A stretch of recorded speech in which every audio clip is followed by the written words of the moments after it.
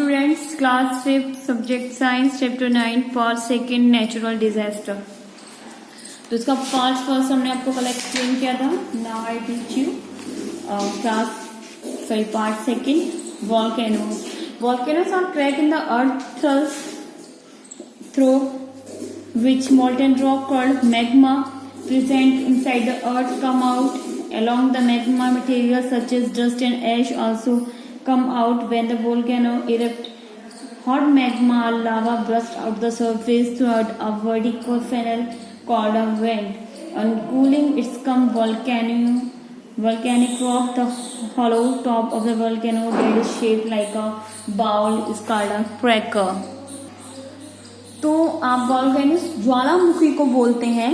जैसे कि आपने कभी सुना होगा ज्वालामुखी के बारे में, और नहीं सुना है तो हम आपको बताते हैं। ज्वालामुखी पृथ्वी की सतह पर उपस्थित ऐसी दरार या मुख होते हैं जिससे पृथ्वी के भीतर का गर्म लावा, गैस, राख आदि बाहर आ जाते हैं। जमीन के अंदर गैस हो रही है, वो लावा हो रहा है, आग होती है, वो पकती है और पकने के बाद एकदम जमीन फटती है, उसके अंदर से ज्वालामुखी फूटती है, एक आग निकलती है, तो वो आग बाहर आ जाती है, गैस जो है वो बाहर आती है।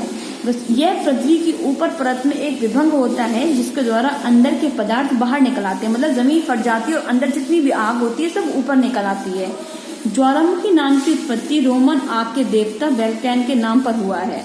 मतलब ये वोल्केनो बोलते हैं कि ज्वालामुखी नाम जो दिया गया है, रोमन में एक आग के देवता हैं जिनका नाम वोल्कैन है, उनके नाम पर ये वॉल्केनोस बोले जाते हैं। तो ये होता है वॉल्केनोस। टाइप ऑफ वोल्केनो के टाइप्स होते हैं।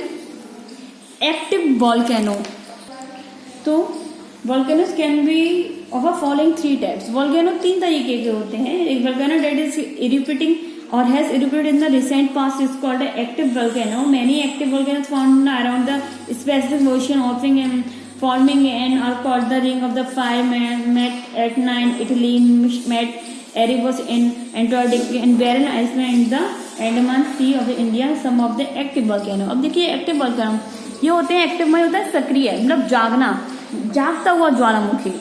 सक्रिय ज्वालामुखी वे हैं जिनमें समय समय पर विस्फोट होते रहते हैं, विस्फोट हो जाया करते हैं, अर्थात इसमें लावा, गैस, वाष्प आदि निकलते ही रहता है।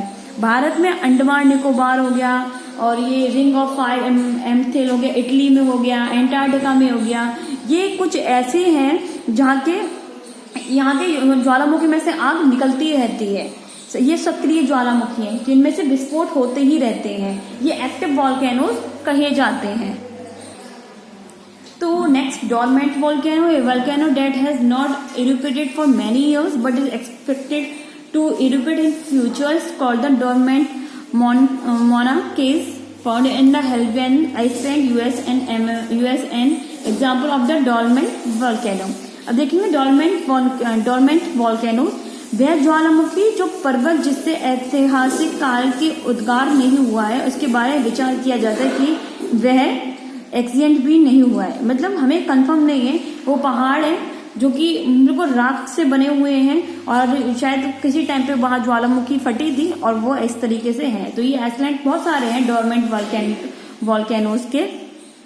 तो ये आपको पता होगा, जैसे कि आपने देख रहे हैं इसमें माउंट एरेबस इन एंटार्क्टिका, तो ये एंटार्क्टिका का है। वह ज्वालामुखी पर्वत जिससे ऐतिहासिक काल में उजागर नहीं हुआ और उसके बारे में विचार किया जाता है कि वह एक्सिडेंट भी हुआ है। ज्वालामुखी जिसमें लावा तो होता है लेकिन ये सक्रियता संबंधित कोई संकेत चिन्ह प्रदर्शित कर भी सकता है और नहीं भी। मतलब इसमें काफी सालों पहले कभी लावा निकला हुआ होगा जो कि राख बन गया है हमारे पहाड़ों जैसे दिखाई पड़ रहा है पहाड़ी की तरह, पर हमें उसका कंफर्मेशन नहीं है। हम ऐसा मानते हैं कि ऐसा कुछ टाइम पहले हुआ होगा। तो वो बहुत बड़े बड़े पहाड़ जैसे राख के पहाड़ ढेर बने हुए हैं, तो ये जो है डोरमेंट वॉल्केनो कहते हैं। Next extinct volcano, a volcano that is not expanded from erupted in future is called extinct। Mount Popa in Myanmar is an extinct volcano।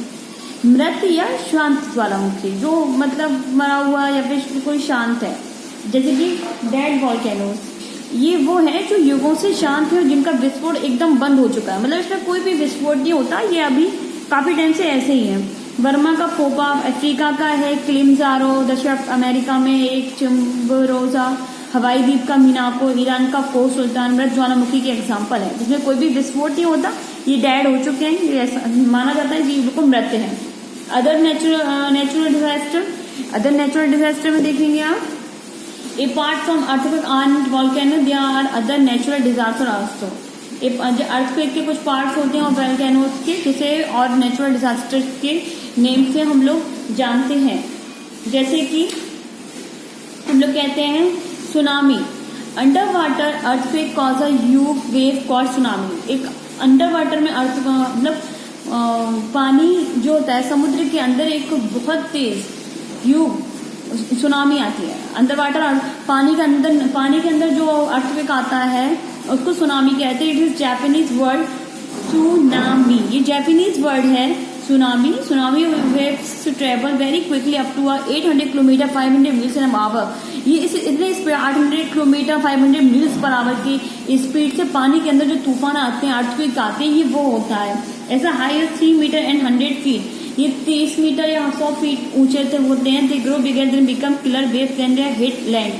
On 26 December 2004, a disaster tsunami occurred after a very powerful earthquake in India Ocean। एक ऐसे 26 दिसंबर 2004 को एक disaster tsunami आई थी हम लोगों के यहाँ India में, just off the ocean coast of the Indonesia में हुआ था। As many as 14 countries including India Indonesia were affected, जिसकी इतनी बड़ी सुनामी आई थी जिससे 14 कंट्रियां जो है इससे इंडिया इंडोनेशिया हो गया एंड मैनी 14 कंट्री इंक्लूडिंग 14 और कंट्रीज को मिला के भी जो इफेक्टेड हुई थी। इतनी बड़ी सुनामी आई थी जिससे हम लोगों को काफी नुकसान झेलना पड़ा था, जो कि 26 दिसंबर 2004 में आया था। ये बहुत बड़ा डिजास्टर हुआ था जिससे हम लोगों को बहुत परेशानी हुई थी। तो आप इसके बारे में आप पढ़ सकते हैं, गूगल पे सर्च भी कर सकते हैं, क्योंकि ये एक अर्थक्वेक होता है हमारे जो समुद्र में आता है अर्थक्वेक, जिसको हम लोग सुनामी के नेम से जानते हैं। तो इसके आगे का चैप्टर हम थोड़ा सा रह गया, आपको हम कल एक्सप्लेन करेंगे। I hope you understand. Thank you class.